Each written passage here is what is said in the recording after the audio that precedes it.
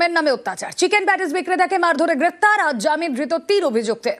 গ্রেফতারি নিয়ে রাজ্য সরকারকে নিশানা শুভেন্দু অধিকারী। গ্রেফতার করে ঠিক করেছে পুলিশ, দাবি তৃণমূল মুখপাত্র কুণাল ঘোষের।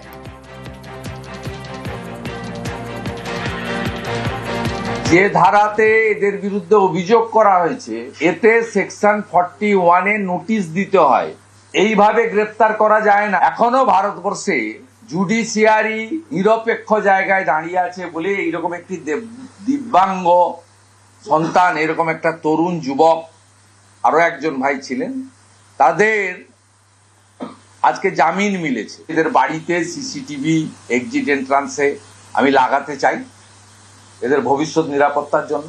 এদের প্রত্যেককে অন্তত একজন করে সিকিউরিটি প্রোভাইড করার বিষয়ে আমি এদের প্রস্তাব দিচ্ছি। এরা যদি রাজি থাকে, পুলিশ এদেরকে টার্গেট করে দিল, এরা যেন সতর্ক থাকে।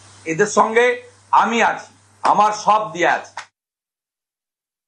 ব্রিগেডটা কিন্তু বা ময়দান চত্বরটা ওটা কোনো ব্যক্তির বা কোনো দলের নয়। ওই জায়গাটায় বহু মানুষ তাদের রোজগার, আয়ের জায়গা, কর্মসংস্থানের জায়গা। কেউ ঘোড়ার গাড়ি চালান, কেউ লজেন্স বিক্রি করেন, কেউ প্যাটিস বিক্রি করেন। তো যদি কারোর মনে হয় যে আজকে আমি কোনো ধর্মীয় সমাবেশে এসেছি, আমি খাবো না, তো খাবে না। কেউ তো বলেনি যে খেতেই হবে। এই মারধরটা এটা নীতিগতভাবে একেবারে ঠিক নয়। এই যে পুলিশ ধরেছে, ঠিক কাজ করেছে। এই মারের আঘাত খুব গুরুতর নয়, কিন্তু এটা সংস্কৃতি, ঐতিহ্য, নীতিগতভাবে মারাত্মক।